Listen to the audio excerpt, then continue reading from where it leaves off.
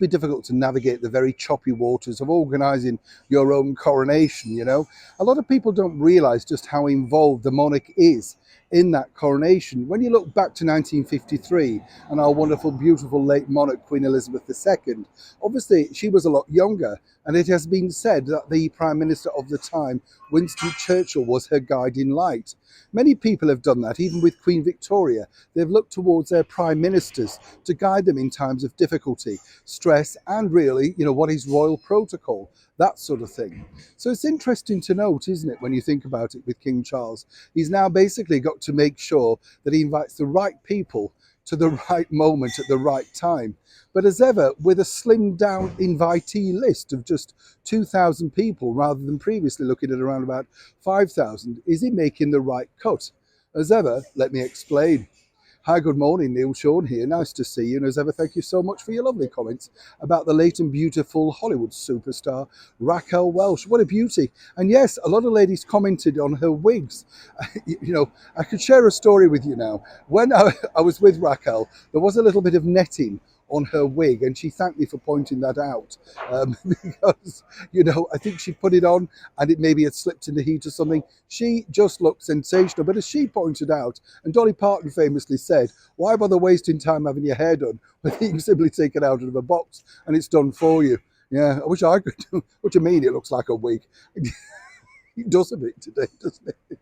Don't set me off. Back as ever to your breaking roll story of the day. This really all centres upon, as I say, the fact that King Charles has to make the right decisions on the most serious note for, you know, constitutional and royal protocol. Obviously, close family and friends will be invited, but then it's who do you decide to invite without offending one particular country or indeed another. Plus, there's a security element, isn't there, attached to such a big, colossal event, as one can imagine. What's interesting here, though, is that insiders are already saying that one person who recently visited for a private audience with the king, President Zelensky of Ukraine, has already been given an invite. But this, in the underground circles of Whitehall, has been something of a bit of a kickback, to say the least, simply because people are already baffled by the fact that Zelensky seemingly has time to meet Hollywood superstars like Robert De Niro. His wife is posing on the front cover of Vogue. And some might say, well, this is all great. You know, it's helping the spirit of Ukraine. I'm not here to judge that, but it does seem a strange way, as many people are saying, to run a war. I don't recall during the Second World War that Winston Churchill had time to do such things. Obviously, the things he did were a different time, not necessarily in the world of social media. But the recent meeting with the king was reported back in the inner circles of Ukraine as very successful indeed. And so much so, allegedly, we have to say, that it looks like Zelensky could be invited to the royal coronation. But is that in bad taste? Would that be the best idea, given what his country is going through at the moment?